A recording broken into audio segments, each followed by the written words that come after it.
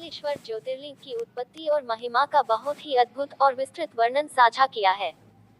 शिव पुराण के प्रसंगों, विशेषकर दूषण राक्षस के वध और दक्षिण मुख होने के पीछे के तर्क को आपने बहुत ही सरलता और भक्तिभाव से समझाया है।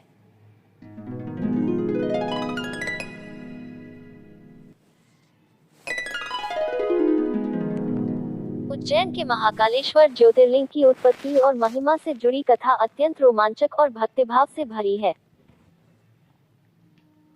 इसे महाकाल इसलिए कहा जाता है क्योंकि भगवान शिव ने यहाँ काल मृत्यु पर विजय प्राप्त की थी। यहाँ महाकालेश्वर ज्योतिर्लिंग से जुड़ी वह अनफोल्ड स्टोरी विस्तृत कथा है जो शिव पुराण और स्थानीय किंवदंतियों में वर्णित है। 1. दूषण राक्षस और अवंतिका नगरी की रक्षा। प्राचीन काल में उज्जैन को अवंतिका के नाम से जाना जाता था। यह नगरी वेदों के पठन पाठन और पवित्र कार्यों के लिए प्रसिद्ध थी। यहाँ एक अत्यंत तेजस्वी ब्राह्मण रहते थे जो भगवान शिव के परम भक्त थे। उनके 4 पुत्र भी शिव भक्ति में लीन रहते थे। उसी समय पास के रत्नमाल पर्वत पर दूषण नाम का एक राक्षस रहता था। उसे ब्रह्मा जी से वरदान प्राप्त था जिसके अहंकार में उसने धर्म और धार्मिक कार्यों का नाश करना शुरू कर दिया। उसने अवंतिका नगरी पर आक्रमण कर दिया और ब्राह्मणों को पूजा बंद करने की धमकी दी। शिव का रौद्र रूप। जब दूषण और उसकी सेना ने ब्राह्मणों को मारने के लिए तलवारें उठाईं, तब उन ब्राह्मणों ने भयभीत होने के बजाय मिट्टी का शिवलिंग बनाकर भगवान शंकर का ध्यान करना शुरू किया। जैसे ही दूषण ने उन पर प्रहार करना चाहा, अचानक धरती फट गई। वहां से एक विशाल गड्ढा बना और उसमें से भगवान शिव अपने अत्यंत क्रोधित और विकराल रूप में प्रकट हुए। उन्होंने हुंकार भरी, मैं दुष्टों के लिए महाकाल हूँ। भगवान शिव के मात्र एक हुंकार से दूषण और उसकी पूरी सेना जलकर भस्म हो गई। 2. महाकालेश्वर की स्थापना। दूषण के वध के बाद उन ब्राह्मणों ने हाथ जोड़कर भगवान शिव से प्रार्थना की कि वे हमेशा के लिए इस नगरी में विराजमान हो जाएं और अपने भक्तों की रक्षा करें। भक्तों की पुकार सुनकर भगवान शिव वहीं ज्योतिर्लिंग के रूप में स्थापित हो गए। चूंकि उन्होंने साक्षात काल मृत्यु के रूप में प्रकट होकर अपने भक्तों को बचाया था, इसलिए उनका नाम महाकालेश्वर पड़ा। 3. दक्षिणमुखी ज्योतिर्लिंग का रहस्य। Why south facing.